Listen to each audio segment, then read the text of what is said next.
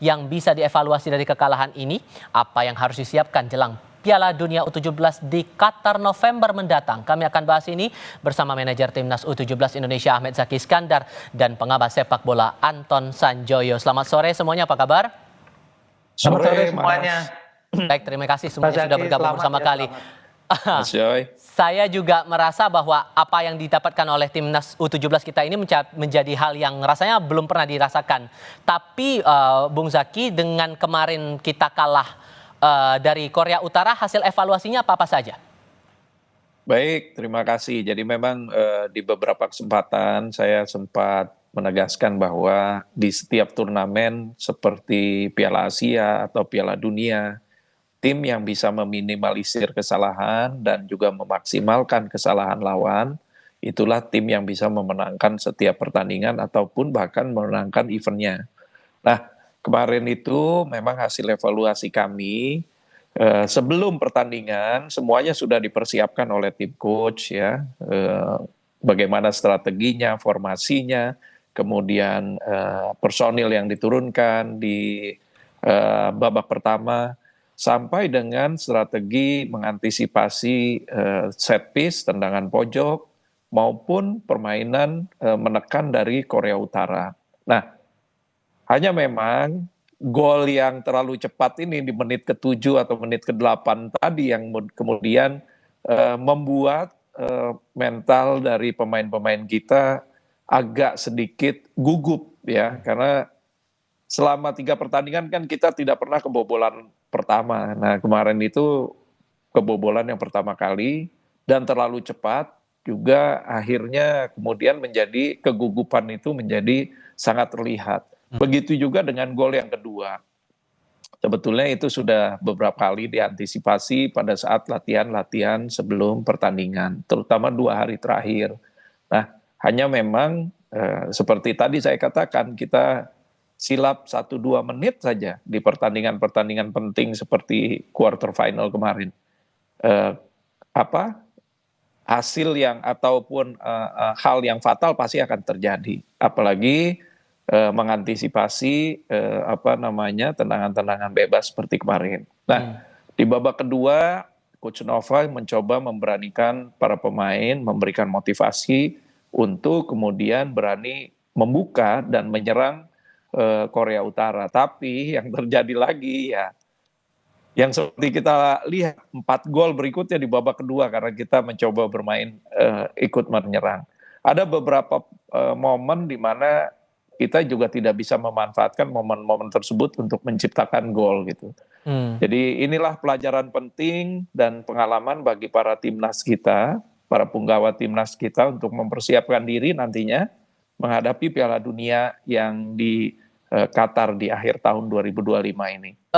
Setelah pertandingan, bagaimana kondisi dari timnas kita atau para pemain kita, terutama secara psikologisnya, Mas Zaki?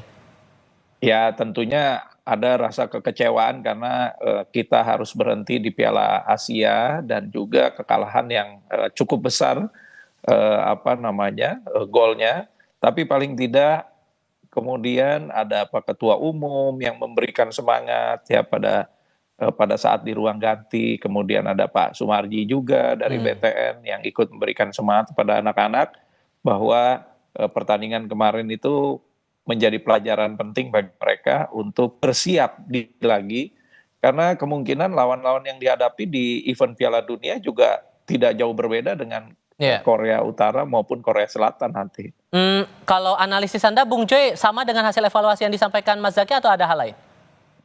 Gini, pertama ini saya bilang ini masih 17 tahun, ini masih kelompok umur yang 16 tahun lah Mas Joy. Nah, bahkan 16 tahun ya,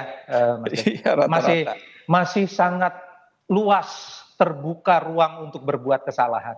Jadi nggak perlu ditangisi, nggak perlu disesali. Saya malah mengucapkan terima kasih kepada Evandra dan kawan-kawan, tim manajer, pelatih yang sudah memperlihatkan perjuangan yang luar biasa, memberi contoh kepada adik-adiknya yang masih berkompetisi di usia muda. Begitulah caranya tampil untuk tim nasional.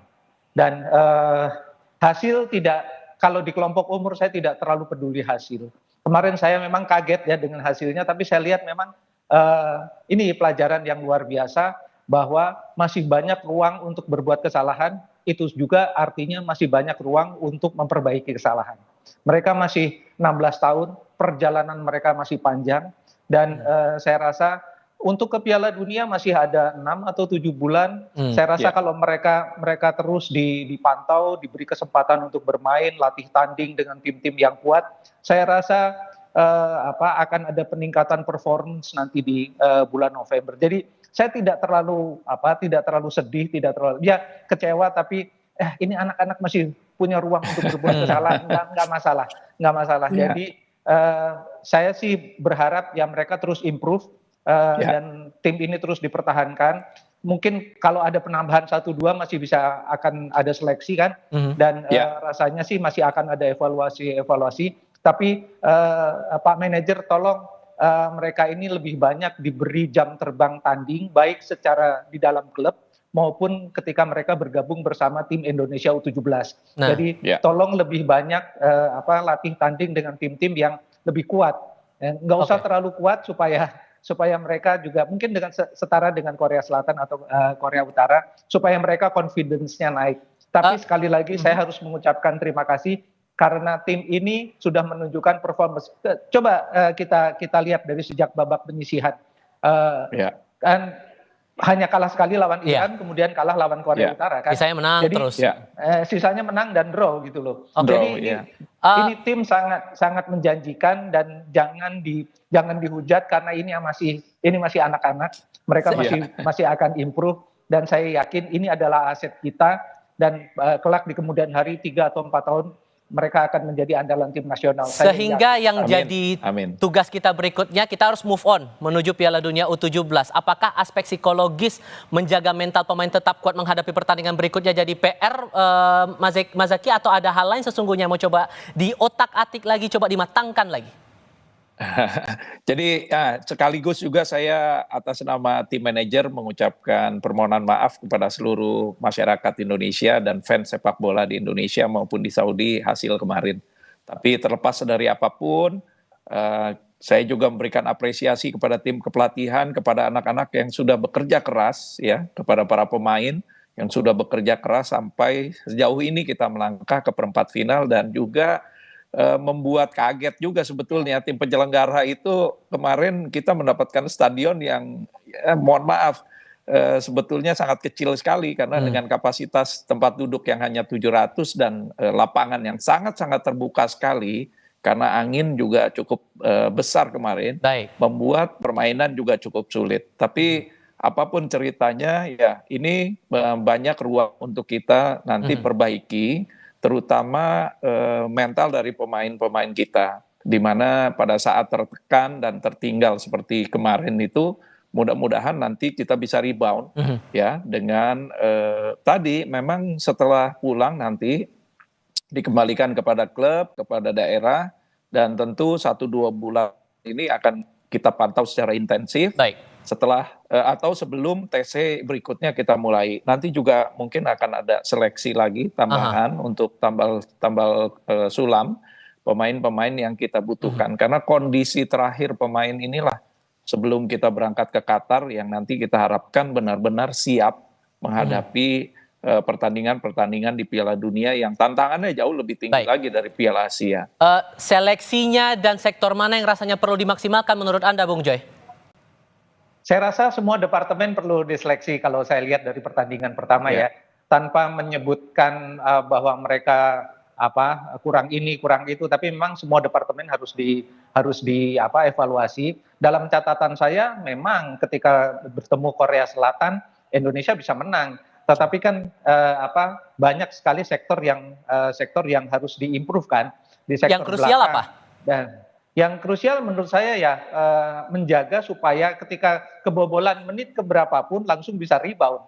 Itu yang menurut saya sektor mental ya. Kalau sektor teknis kan saya rasa sangat tergantung pada ketika mereka pulang, apakah mereka juga tetap mendapatkan dalam tanda kutip perawatan teknisnya secara memadai di dalam klub. Karena Coach Nova sendiri kan nggak bisa terus mendampingi, dan itu ketika mereka kembali berkumpul sebagai dalam tanda kutip tim nasional harus sudah bisa dievaluasi juga. Tapi sektor teknis masih perlu berkembang sektor kondisi fisik juga masih harus berkembang. Lawan Korea Selatan kan sepertiga akhir sudah habis ya. Iya. Kemarin lawan Korea Utara lebih ganas lagi itu Korea Utara, karena kita tahu militansi pemain-pemain Korea Utara ini kan mirip tentara, itu bahkan dididik seperti tentara gitu loh. Jadi bukan cari excuse, tapi memang kalau kita mau bersaing di level elit ya harus naik juga, harus setara dengan Korea Utara gitu dari sektor fisiknya. Yang jelas masih ada harapan untuk timnas kita. Mas Zaky, Bung Joy, terima kasih banyak sudah berdiskusi bersama kami kali ini.